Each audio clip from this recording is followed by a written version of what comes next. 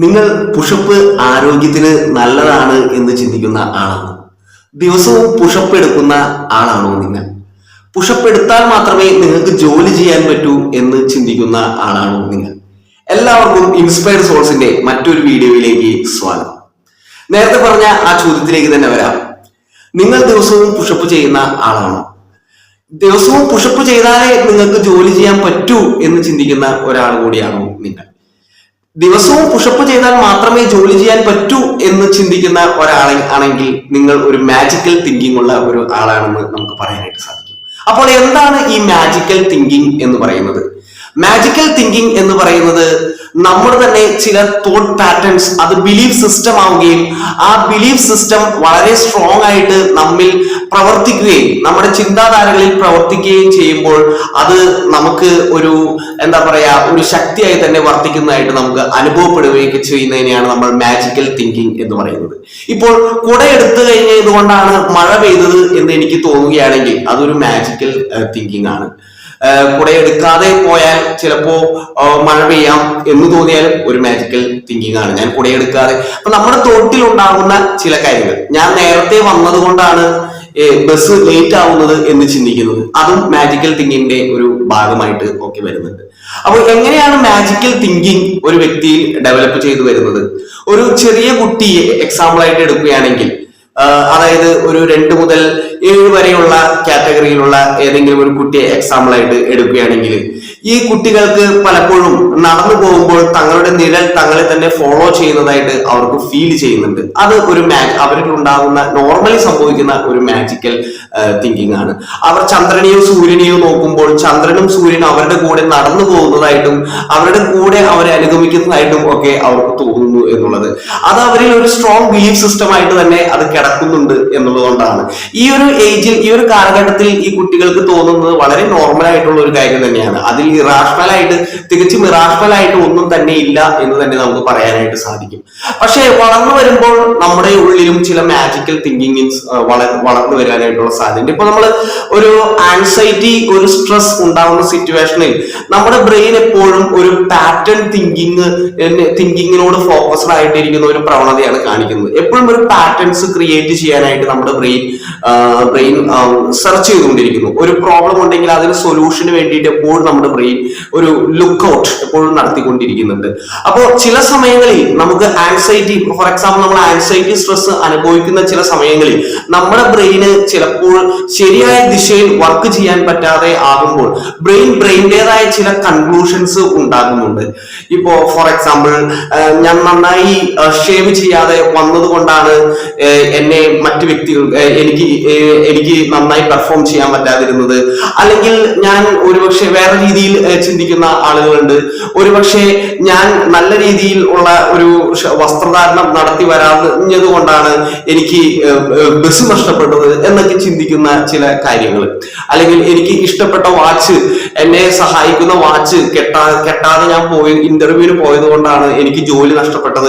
അങ്ങനെയുള്ള പല രീതിയിലുള്ള ഇറാഷണൽ ആയിട്ടുള്ള ചില തോട്ട്സ് നമ്മുടെ ഉള്ളിൽ ഡെവലപ്പ് ചെയ്തു വരികയും അത് നമ്മുടെ ആൻസൈറ്റി സ്ട്രെസ്സിനെ മാനേജ് ചെയ്യാൻ വേണ്ടിയിട്ടുള്ള ചില കോപ്പിംഗ് മെക്കാനിസം നമ്മുടെ മനസ്സിൽ ഉണ്ടാക്കിയെടുക്കുകയും ചെയ്യുകയും അത് ഒരു താൽക്കാലിക ആശ്വാസം നമ്മുടെ ബ്രെയിനും മനസ്സിലും തരികയും ചെയ്യുകയാണ് ഇവിടെ മെയിൻ ആയിട്ട് സംഭവിക്കുന്നത്.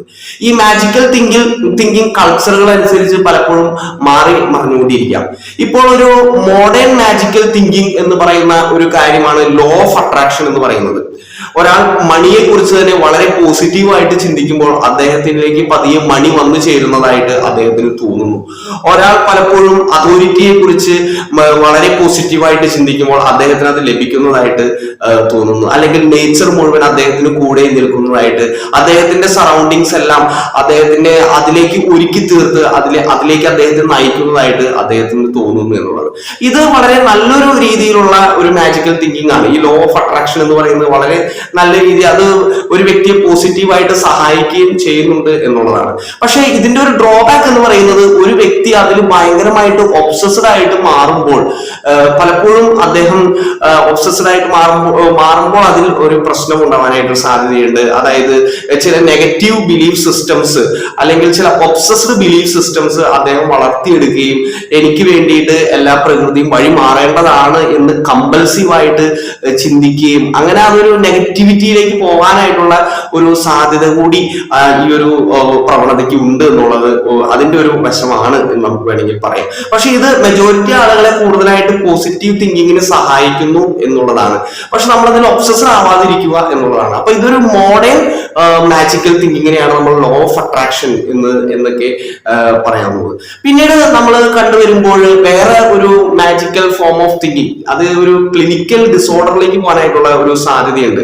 ഫോർ എക്സാമ്പിൾ ഡെലൂഷൻസ് ഒരു എക്സാമ്പിൾ. സ്കിസോടൈപ്പൽ പേഴ്സണാലിറ്റി ഡിസോർഡർ ഉള്ള ആളുകൾക്ക് ചില തരം ഡെലൂഷൻസ് വളർന്നു വരുവാനായിട്ടുള്ള സാധ്യതയുണ്ട്. ഇപ്പോ അദ്ദേഹത്തിന് തോന്നുന്നുണ്ട്, ഞാനിപ്പോൾ കണ്ണ് ചിമ്മിയത് കൊണ്ടാണ് പുറത്തൊരു ആക്സിഡന്റ് നടന്നത് എന്ന്. പുറത്തൊരു നടക്കുന്ന ആക്സിഡന്റിനും നമ്മൾ കണ്ണ് ചിമ്മുന്ന ഒരു ആക്ഷനും തമ്മിൽ അപ്പാരന്റ്ലി ബന്ധമൊന്നുമില്ലെങ്കിലും നമ്മുടെ മൈൻഡ് അതിനെ ഒരു കോയിൻസിഡൻസ് ആയിട്ട് കണ്ട് ഒരു കണക്ഷൻ ക്രിയേറ്റ് ചെയ്തുകൊണ്ട് ഒരു ചിന്ത അദ്ദേഹത്തിന് കൊടുക്കുകയാണ് ചെയ്യുന്നത്.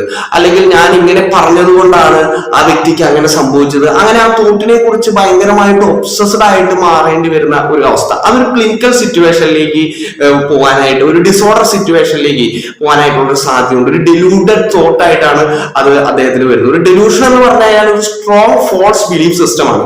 അത് ആ വ്യക്തിയിൽ ഭയങ്കര ഫോൾസ് ബിലീഫ് സിസ്റ്റത്തെ വളർത്തിയെടുക്കുകയും അതിൽ നിന്ന് ചില ആക്ഷൻസ് ചെയ്യുകയും ചെയ്യേണ്ടി വരുന്ന ഒരു അവസ്ഥ ഒരു വ്യക്തിക്ക് അവിടെ ഉണ്ടാവുകയും ചെയ്യുകയാണ്.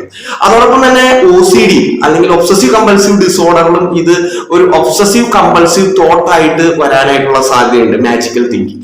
അതായത് ഞാൻ 5 പ്രാവശ്യം എന്റെ വീടിന്റെ മുന്നിൽ മുട്ടിക്കഴിഞ്ഞു കഴിഞ്ഞാൽ വീട് പൊട്ടിത്തെറിക്കാം, ഒരു ബ്ലാസ്റ്റ് നടന്ന് വീട് പൊട്ടിത്തെറിക്കും എന്നുള്ള ചിന്ത വരികയും ആ ചിന്ത അദ്ദേഹത്തെ ഹോണ്ട് ചെയ്തുകൊണ്ടിരിക്കുകയും ഒക്കെ ചെയ്യുന്ന ഒരു അവസ്ഥ. അല്ലെങ്കിൽ ഞാൻ കുളിച്ചില്ലെങ്കിൽ ഞാൻ ഒരു 3-4 പ്രാവശ്യമൊക്കെ കുളിച്ചില്ലെങ്കിൽ എനിക്ക് വൃത്തി വരില്ല എന്ന് കരുതി വീണ്ടും വീണ്ടും കുളിക്കുന്ന ആ ഒരു കമ്പൽസീവ് ബിഹേവിയർ. ഇതൊക്കെ ഒരു എന്താ പറയാ, ഒരു ക്ലിനിക്കൽ മാജിക്കൽ തിങ്കിങ്ങിലേക്ക് വരികയും ഇവിടെ അവർ വളരെ ഇറാഷണൽ ആയിട്ട് മാറുകയും ബിഹേവിയറുകളിൽ ചില വ്യത്യാസങ്ങൾ കാണിക്കുകയും ഒക്കെ ചെയ്യുന്നുണ്ട്. അപ്പോ എങ്ങനെ നമുക്ക് മാജിക്കൽ തിങ്കിങ്ങിനെ ഓവർകം ചെയ്യാനായിട്ട് സാധിക്കും എന്ന് പറഞ്ഞു. നമ്മൾ ഓൾറെഡി പറഞ്ഞു കഴിഞ്ഞു, ബ്രെയിൻ ഒരു പാറ്റേൺ ക്രിയേറ്റ് ചെയ്യുകയും ആ പാറ്റേൺ വഴി ആക്ട് ഔട്ട് ചെയ്യുകയും ചെയ്യുന്ന ഒരു പ്രവണതയാണ് നമ്മുടെ ബ്രെയിൻ ഉള്ളത്. അതോടൊപ്പം തന്നെ സ്ട്രെസ് ആൻസൈറ്റി സിറ്റുവേഷനിൽ ബ്രെയിൻ ആക്ട് ചെയ്യാൻ പറ്റാതെ ആവുകയും ബ്രെയിൻ അവിടെ ക്ലൗഡഡ് ആവുകയും ചെയ്യുമ്പോൾ ബ്രെയിൻ കണ്ടെത്തുന്ന ചില കോപ്പിംഗ് മെക്കാനിസംസ് ആയിട്ട് മാജിക്കൽ തിങ്കിങ്ങിനെ നമുക്ക് കാണാനായിട്ട് സാധിക്കും. നമ്മൾ ഓൾറെഡി പറഞ്ഞു കഴിഞ്ഞു. അപ്പോ ഇവിടെ മെയിൻ ആയിട്ട് നമുക്ക് ചെയ്യാൻ സാധിക്കുന്ന ഒരു കാര്യം എന്ന് പറയുന്നത് ലോജിക്കൽ തിങ്കിങ്ങിനെ വളർത്തിക്കൊണ്ടുവരിക എന്നുള്ളതാണ് നമുക്ക് മെയിൻ ആയിട്ട് കാണാനായിട്ടുള്ള ഒരു കാര്യം എന്ന് പറയുന്നത്. എപ്പോഴും ലോജിക്കലി ചിന്തിക്കാനായിട്ട് നമ്മുടെ ബ്രെയിനെ പരുവപ്പെടുത്തുന്ന ഒരു സിറ്റുവേഷനിലേക്ക് കൊണ്ടുവരിക എന്നുള്ളതാണ്. ഇപ്പോ ഒരു ആൻസൈറ്റി സ്ട്രെസ് ഉണ്ടായാൽ തന്നെ അത് നമ്മുടെ ബ്രെയിൻ മാജിക്കൽ തിങ്കിങ്ങിലേക്ക് പോകുന്നുണ്ടെങ്കിൽ എപ്പോഴും ഒരു റിയാലിറ്റി ചെക്ക് നടത്തിക്കൊണ്ട് അത് ശരിക്കും റിയൽ ആണോ എന്ന് നമ്മൾ ക്വസ്റ്റ്യൻ ചെയ്തുകൊണ്ട് നമ്മുടെ ബ്രെയിനെ ഒരു റിയാലിറ്റിയിലേക്ക് അല്ലെങ്കിൽ ഒരു നോർമൽ സിറ്റുവേഷനിലേക്ക് തിരിച്ചു കൊണ്ടുവന്ന് നമുക്ക് അതിനെ മാറ്റാനായിട്ട് സാധിക്കും. അങ്ങനെ നമ്മുടെ ഇറാഷണൽ ബിലീഫ്സിനെ മാറ്റി അവിടെ റാഷണൽ ബിലീഫ് സിസ്റ്റത്തെ കൊണ്ടുവരാനും കൂടുതൽ റാഷണൽ ആയിട്ട് നമ്മുടെ ലൈഫിനെ കാണുവാനും അതിനെ കൂടുതൽ ആക്സെപ്റ്റ് ചെയ്യുവാനും കുറെയൊക്കെ മാജിക്കൽ തിങ്കിങ്ങിനെ അവോയ്ഡ് ചെയ്യുവാനും നല്ല എലമെന്റ്സിനെ നമ്മുടെ ലൈഫിലേക്ക് എടുത്ത് വളരെ പോസിറ്റീവായിട്ട് ജീവിക്കാനും നമുക്കിവിടെ സാധിക്കുന്നു. So let us understand some daily magical thinkings that comes into our life and logically look it into that and have a rational aspect of mind. Thank you, dear friends.